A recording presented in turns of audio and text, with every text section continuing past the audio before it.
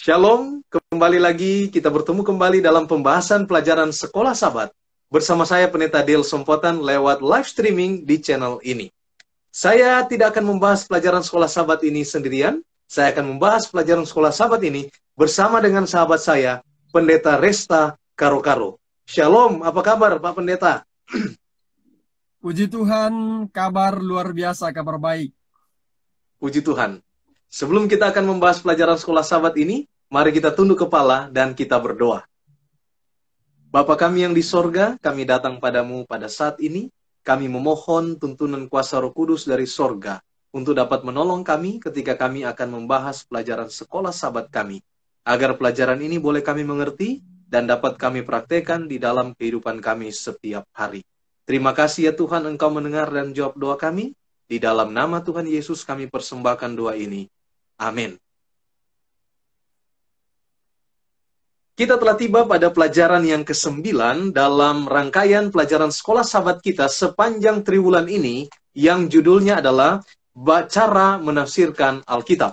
Dan dalam pelajaran yang ke-9 ini, judul pelajaran kita adalah Penciptaan Kejadian sebagai Fondasi bagian yang kedua. Jadi ini adalah sambungan daripada pelajaran yang minggu lalu, pelajaran yang ke-8, dan ini adalah pelajaran 9. Ini merupakan bagian kedua sambungan dari pelajaran minggu lalu. Ada beberapa ayat Alkitab yang menjadi landasan bagi pelajaran Sekolah Sabat kita sepanjang minggu ini. Terdapat di dalam Ayub 26, ayat 7-10, Kejadian 1-2, lalu Kejadian 5 ayat 11, 1 Tawarit 1 ayat 18-27, Matius 19 ayat 4 dan 5, kemudian Yohanes 1 ayat 1-3. Sedangkan ayat hafalannya terdapat dalam Mazmur 19 ayat 1. Langit menceritakan kemuliaan Allah dan cakrawala memberitakan pekerjaan tangannya. Silakan Pendeta Resta Karo-Karo untuk boleh memberikan sedikit pandangan menyangkut pelajaran Sekolah Sabat kita sepanjang minggu ini. Shalom. Terima kasih kepada Pendeta Dale Sompotan yang sudah mengundang saya untuk berkolaborasi dalam ringkasan Sekolah Sabat pekan ini, yang berjudul Penciptaan Kejadian sebagai Fondasi bagian yang kedua, seperti yang sudah disampaikan oleh Pendeta Dale. Pemirsa yang diberkati oleh Tuhan Yesus, kali ini kita akan membahas pelajaran ini dan kita akan melihat kutipan-kutipan dari pelajaran Sekolah Sabat yang kita miliki, dan mungkin bagi pemirsa yang belum memiliki pelajaran Sekolah Sabat, saat ini kita dapat bersama-sama belajar melalui channel ini.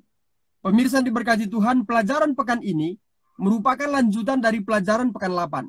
Dan pelajaran pekan ini kita membahas bahwa Alkitab adalah sumber sejarah yang lebih akurat dari segala ide-ide filosofis yang ada di bumi ini. Jika kita perhatikan ilmu pengetahuan sejak abad ke-9 tahun 1852, sains semakin menjauhkan diri dari pondasi Alkitabiahnya. Hal ini salah satunya menjadikan manusia ragu-ragu terhadap kebenaran Alkitab yang kita miliki saat sekarang ini. Untuk itu, pelajaran pekan ini kita akan kembali meyakinkan saudara dan saya, semua pemirsa, supaya mempercayai sepenuhnya akan kebenaran Alkitab dengan menguji keakuratan sains dan Alkitab melalui pelajaran pekan ini. Poin pertama yang kita akan uji adalah kepercayaan banyak orang pada zaman kuno yang menganggap bumi ini datar. Mungkin dahulu waktu kita belajar di sekolah, kita sudah sering belajar tentang sejarah bahwa bumi ini datar. Sehingga ada satu ucapan mengatakan, jangan berjalan-jalan terlalu jauh, berlayar nanti kamu jatuh karena bumi ini datar. Bahkan hingga hari ini, beberapa orang mengatakan bahwa Alkitab sendiri mengajarkan bumi itu datar dengan mengutip ayat-ayat Alkitab. Mungkin seperti Wahyu 7 ayat 1, Wahyu 20 ayat 7 dan 8 dan seterusnya. Namun perlu kita ketahui bahwa ayat-ayat tersebut sebenarnya Yohanes menggunakannya hanya sebagai bahasa kiasan. Sama halnya kita sering mengatakan matahari terbenam dan matahari terbit. Nah, kalau kita bahas secara bahasa Indonesia, bagaimana matahari bisa terbenam? Ya, bagaimana matahari bisa terbenam? Hal yang serupa seperti Matius 15 ayat 19, firman Tuhan, karena dari hati timbul segala apa? Pikiran jahat, pembunuhan, perzinahan, percabulan, pencurian, sumpah palsu, dan juga hujat. Kalau kita teliti dalam ayat ini, sebenarnya Yesus tidak sedang berbicara tentang fisiologi manusia atau juga tentang hati manusia yang harafiah. Tetapi Yesus sedang menggunakan bahasa kiasan untuk memberikan pelajaran moral bagi orang yang ada pada saat itu. Khususnya bagi orang-orang Farisi yang mengutamakan adat istiadat dalam konteks ayat tersebut. Jadi, pertanyaan kembali kepada saudara. Apakah bumi kita ini datar? Sesungguhnya, Nabi Yesaya telah menulis dengan jelas bahwa bumi ini adalah bulat, bukan datar.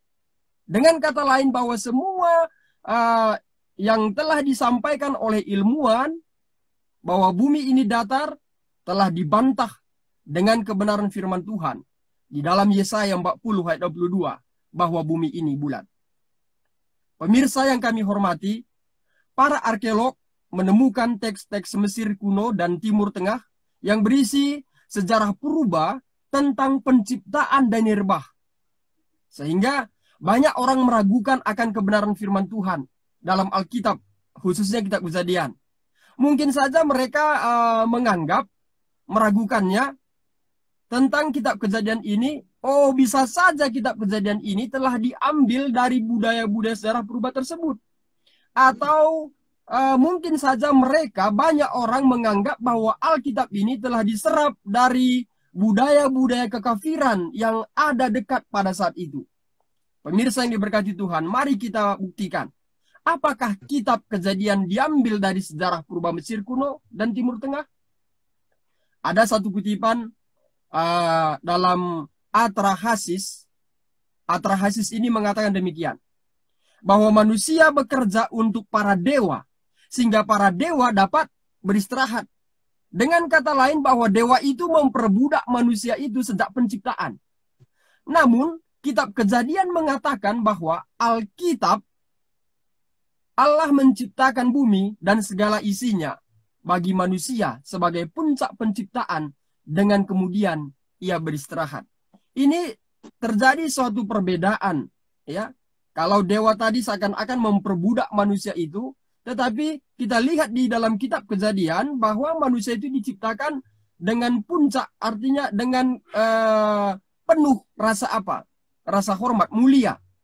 Pemirsa, perbedaan ini menjelaskan bahwa kitab Kejadian bukan diambil dari teks-teks Mesir kuno dan Timur Tengah, atau diserap dari budaya-budaya kafir sekitar pada saat itu. Lalu yang kedua yang harus kita uji, bahwa dalam kutipan Airahasis, seorang dewa kecil terbunuh dan darahnya bercampur dengan tanah liat dikatakan. Setelah itu dikatakan, maka jadilah 7 laki-laki dan perempuan. Kalau kita kembali lihat Alkitab ini, kitab Kejadian, Adam dibentuk dengan penuh kasih Allah, menghembuskan napas kehidupan kepadanya. Dan kemudian perempuan itu dijadikan untuk menjadi penolong baginya. Pemirsa, hal ini kita melihat bahwa benar-benar ada perbedaan yang sangat jauh. Jadi dengan kata lain, bahwa saudara dan saya tidak perlu ragu akan kebenaran Alkitab ini. Bahwa mungkin kita sudah terpikir selama ini, bahwa mungkin saja Alkitab ini menyerap segala budaya-budaya kafir. Bukan. Pemirsa, perbedaan ini juga meyakini kita bahwa Kejadian tidak diambil dari sejarah purba Mesir dan juga dari Timur Tengah. Tidak ada tanda konflik atau kekerasan dalam kisah Kejadian seperti yang ditemukan dalam kitab Atrahasis, di mana tadi dikatakan dewa itu celaka, lalu mengeluarkan darah bercampur dengan tanah liat dan terjadi manusia. Bukan seperti itu. Pemirsa yang berbahagia, ketergantungan pada mitos-mitos menciptakan kekafiran kuno mengakibatkan mereka menjauhkan Allah sebagai pencipta mereka. jika kita baca Kejadian 1 ayat 14-19, dicatat ada beberapa kalimat yang dihindari oleh mereka yang tergantung atau ketergantungan pada mitos kekafiran kuno, seperti kata matahari dan bulan.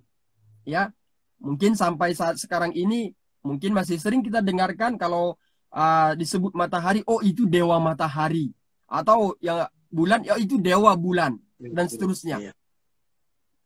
Ayat-ayat ini menunjukkan dengan sangat jelas bahwa matahari dan bulan bukanlah dewa. Tetapi kalau kita selidiki dalam Alkitab, kitab Kejadian, pada saat penciptaan, ini merupakan benda-benda ciptaan dengan fungsi alami tertentu. Dan dari sanalah kita mengetahui hari-hari dan juga tahun-tahun.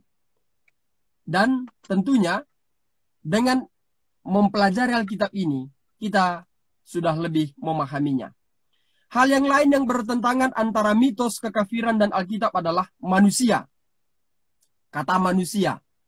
Mitos timur dekat kuno mengatakan bahwa penciptaan manusia sebagai pemikiran yang muncul belakangan. Nah, ini dia. Berasal dari upaya untuk meringankan para dewa. Tadi kita sudah bahas sebelumnya, ya. Bahwa hal ini sangat bertentangan dengan apa? Alkitab. Karena Alkitab mencatat bahwa manusia harus menguasai dunia sebagai pengawas perwakilan apa? Allah. Makanya dikatakan dalam kitab Kejadian, berkuasalah atas ikan-ikan di langit dan burung-burung di udara dan segala isinya.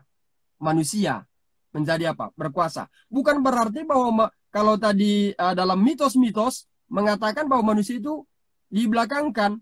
Dengan kata lain tidak ada artinya, faedahnya. Tetapi Allah mengangkat manusia mempunyai apa? Kuasa. Dengan demikian, Alkitab Kejadian, saya ulangi, dengan demikian kitab Kejadian menghadirkan koreksi atas mitos-mitos dunia kuno. Musa mencatat sesuai pesan serta tujuan Allah dalam penciptaan. Pemirsa yang kami hormati, poin berikutnya yang harus kita pahami bahwa Kejadian sebagai pondasi adalah perhitungan umur bumi dan air bah berdasarkan Kejadian 5 dan juga pasal yang ke-11. Tentunya hal ini menarik perhatian bagi para arkeologis dan historis untuk menyelidikinya dengan ilmu penafsiran yang mereka yakini. Dalam hal ini, kita harus ketahui bahwa Alkitab akan menafsirkan dirinya sendiri. Ya, kita boleh baca di dalam kitab Kejadian pasal 5 dan juga pasal yang ke-11. Ya, kita tidaklah tampilkan ayat ini di screen video ini karena kebetulan pendeta ini sudah membuat streaming, ya, streaming. Oke, kita lanjutkan. Bahwa ayat-ayat ini menyediakan kerangka waktu dan rantai. Bahwa kerangka waktu dan rantai manusia yang menghubungkan umat Allah dengan manusia yang Allah ciptakan sebagai klimaks dari peristiwa penciptaan 6 hari di planet ini. Pemirsa yang diberkati Tuhan Yesus, Matius 19 ayat 4-5, jawab Yesus, "Tidakkah kamu baca bahwa Ia menciptakan manusia sejak semula menjadikan mereka laki-laki dan perempuan? Dan firman-Nya, sebab itu laki-laki akan meninggalkan ayahnya dan ibunya dan bersatu dengan siapa? Dengan istrinya. Sehingga keduanya itu menjadi apa? Satu daging." Yang kita garis bawahi di sini adalah ayat 4, ya. Tidakkah kamu baca bahwa Ia menciptakan manusia sejak semula menjadikan mereka laki dan perempuan. Dari ayat ini kita mendapat bahwa Yesus menyebutkan Kejadian pasal 1-11 sebagai sejarah yang dapat dipercaya. Jadi tidak perlu dikalkulasikan lagi berapa tahun umur bumi ini. Dan kita mungkin dari segi ilmuwan mengatakan, oh ternyata Alkitab itu salah karena menurut penghitungan kami seperti ini. Kita harus ingat, semua ilmuwan yang mengukur atau mengkalkulasikan usia bumi ini adalah manusia. Tentunya manusia yang mempunyai keterbatasan. Pemirsa yang diberkati oleh Tuhan Yesus, selain itu, Rasul Paulus menyebutkan lebih dari 6 kali. Ya, Paulus membuat hubungan langsung antara Adam dan Yesus. Ini bisa kita baca dalam kitab Roma 5. Ya. Roma 5, baca keseluruhan supaya kita mendapatkan kesimpulan, ya, supaya kita tidak salah penafsiran.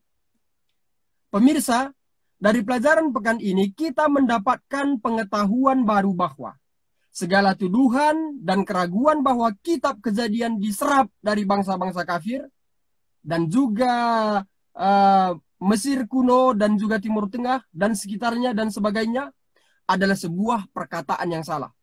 Kenapa? Karena kitab Kejadian adalah sebuah pondasi yang kuat yang dapat membantah tuduhan dan keraguan seperti yang kita sudah bahas di atas tadi. Untuk itu, marilah kita bersama-sama untuk menyelidiki firman Tuhan setiap hari. Karena isinya adalah kebenaran yang apa? Yang akurat. Pemirsa yang diberkati oleh Tuhan Yesus, sehubungan dengan judul tadi, penciptaan Kejadian pondasi, bagian yang kedua. Jadi jangan kita meragukan lagi bahwa penciptaan Allah adalah benar-benar bertujuan untuk tujuan yang mulia. Dan semuanya dicatat oleh Nabi Musa melalui ilham dari Allah. Pelajaran yang ketujuh kita sudah bahas bahwa kemungkinan itu ditulis sebelum Musa keluar dari apa? Dari tanah Mesir. Ya. Jadi sehubungan dengan itu, biarlah kita mempercayai bahwa Alkitab adalah kebenaran dan tidak ada kesalahan dari penyerapan, dari ilmu-ilmu atau sejarah yang diserap pada zaman itu. Demikian pendeta. Terima kasih Pendeta Refsta. Luar biasa apa yang sudah dibawakan, sangat detail, sangat mencerahkan kita, dan semoga pelajaran ini boleh meneguhkan iman kita untuk percaya pada Tuhan bahwa Tuhan adalah pencipta langit dan bumi, dan ciptaan itu kita bisa baca semua di dalam kitab Kejadian dan bukan dari kitab-kitab yang lain. Semoga pelajaran ini boleh menjadi berkat untuk kita semua, memberikan pencerahan bagi kita semua. Terima kasih untuk semua yang telah subscribe channel ini dan juga channel Pendeta Resta Karo-Karo, yaitu Bakti Channel. Semoga semuanya Amin. diberkati oleh Tuhan, dan biarlah hormat kemuliaan hanya bagi Tuhan saja. Sekali lagi terima kasih Pendeta Resta. Tuhan memberkati kita semua. Amin. Amin. Oke.